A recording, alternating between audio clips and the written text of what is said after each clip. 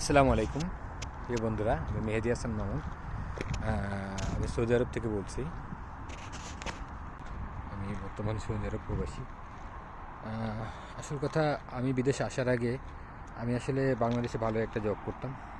তো পরবর্তীতে সৌদিতে আসার কারণটা হচ্ছে, আমি মোবিল কোম্পানিতে জব করতাম।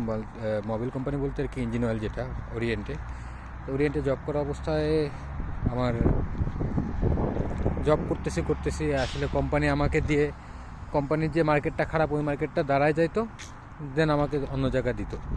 এই করতে আসল কথা, করোনার মধ্যেই আমি শরীয়তপুর যাই। শরীয়তপুরে আমার কোম্পানি ব্র্যান্ড নাম শুনছে, বাট আমাদের যে বেসিক যে প্রোডাক্টটা, এই প্রোডাক্টটা কেউ চিনে না। তো আমি করোনার ভিতরে থাকতে কোম্পানির সেলসটা বিশাল পরিমাণে বাড়াই দিলাম। তখন আমার ইমিডিয়েট বস দুইজন ছিল, আমি তাদের নাম বলতে চাই না। তারা আমাকে বললো যে তোমাকে খুলনায় নিয়ে আসবো এবং একটা ব্র্যান্ড প্রমোটার বানাবো, বা ব্র্যান্ড ম্যানেজার বানাবো। তো আমি ওইখান থেকে চলে আসলাম। ডিলার আমাকে ছাড়বে না, বহুত কষ্টে আসলাম। আসার পরে সেখানে আসার পরে আমাকে দিয়ে বিভিন্ন জায়গা, খুলনাতে চলে আসলাম। খুলনা থেকে ঝিনাইদহ, কুষ্টিয়া, তারপরে মেহেরপুর, চুয়াডাঙ্গা, সব জায়গায় ঘুরতে থাকলাম। তো আমি মাসের মাঝামাঝি আসাতে আমাদের টাকাও নিয়ে আমি ফ্যামিলির থেকে একটা সাপোর্ট নিয়ে চলতেছি। এর মধ্যে ওনারা আমাকে বলল যে এর মধ্যে আমাদের খুলনাতে একটা জায়গা আছে ডুমুরিয়া, ওইখানে আমাদের একটা সেন্টার ছিল। সেন্টার বলতে ওইখান থেকে সব মাল ডিপো ছিল আর কি। ডিপোর যে দায়িত্ব ছিল সুপারভাইজার, তার বাবা ক্যান্সারে আক্রান্ত হয়। ক্যান্সারে আক্রান্ত হওয়ার পরে ওইখানে বললো যে তোমাকে আমরা পরে করতেছি, তুমি আপাতত এখানে সুপারভাইজারের দায়িত্ব পালন করো। বেতন কিন্তু ওইটাই রয়েছে। তো আমি পালন করতেছি। এরপরে কুষ্টিয়ার যে জোনাল ম্যানেজার, সে চলে যাওয়ার পরে ওইখানে আমাকে দিল, কিন্তু সে বেতন ওইটাই। তখন আমি বললাম যে এই বেতন আমি কী করে চলবো। তো বেসিক্যালি আমার ওয়াইফকেও ওইখানে নিয়ে যেতে হবে।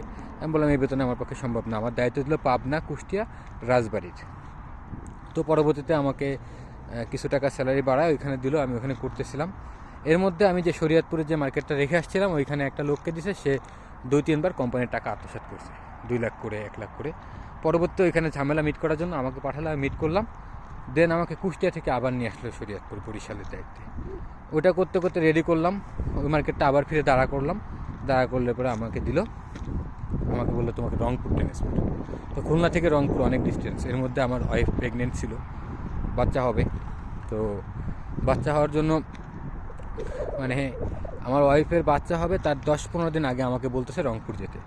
তখন আমি বললাম যে দেখেন, স্যার আসলে আমি সব কিছুই করলাম।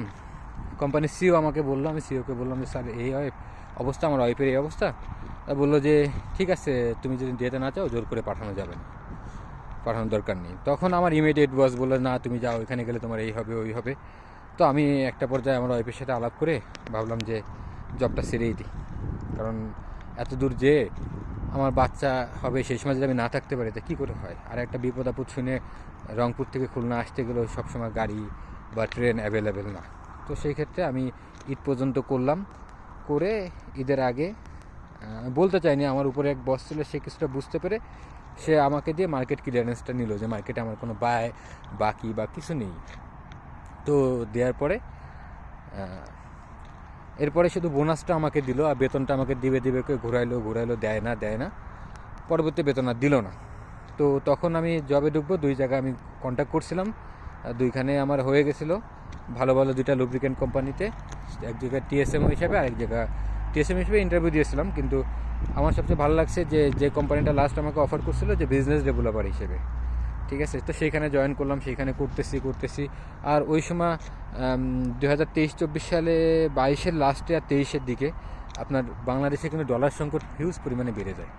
ডলার সংকট বেড়ে যাওয়ার কারণে ডলারের মানে ইঞ্জিন অয়েলের যে বেজ অয়েলটা, এটা কিন্তু সৌদি, দুবাই, কাতার এই সব জায়গা থেকে যায়। তো ওগুলো ইম্পোর্ট করতে ব্যাপক খরচ হচ্ছে, মাল সবসময় অ্যাভেলেবেল না।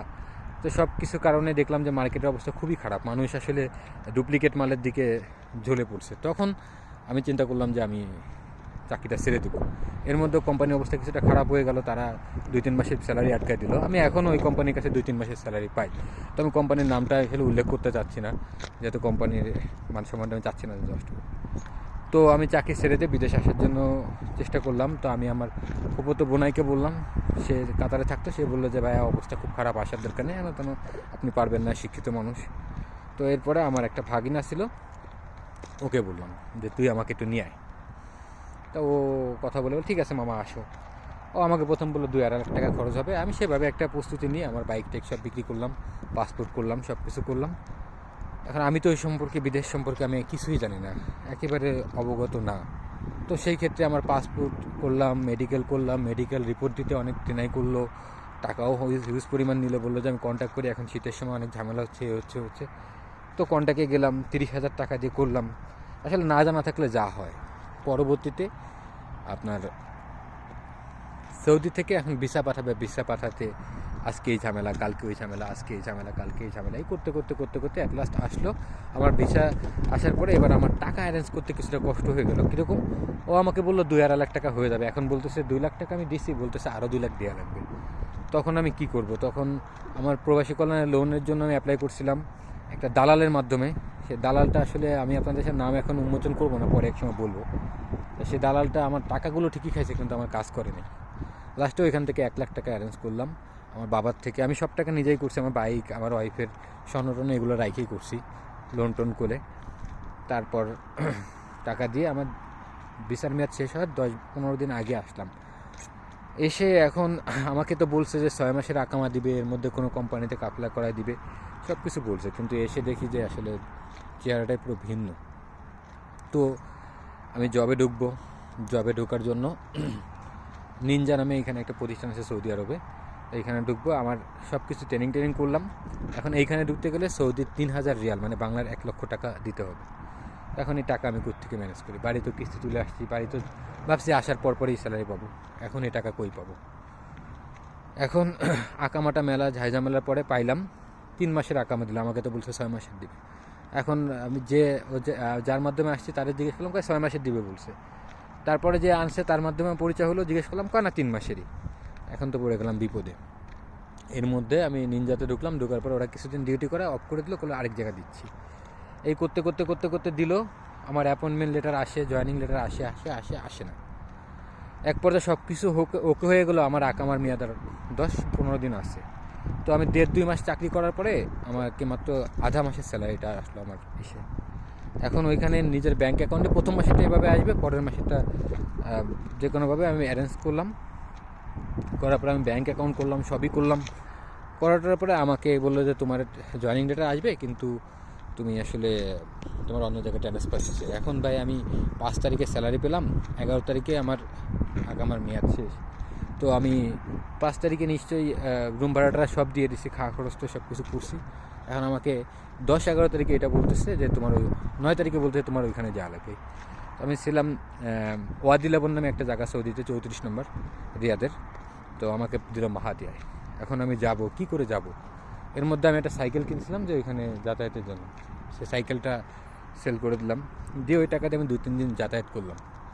করার পরে এখন আমি রুম খুঁজে পাই না, ওইখানে যে রুম খুঁজলাম, খুঁজে টুজে সব কিছু করলাম।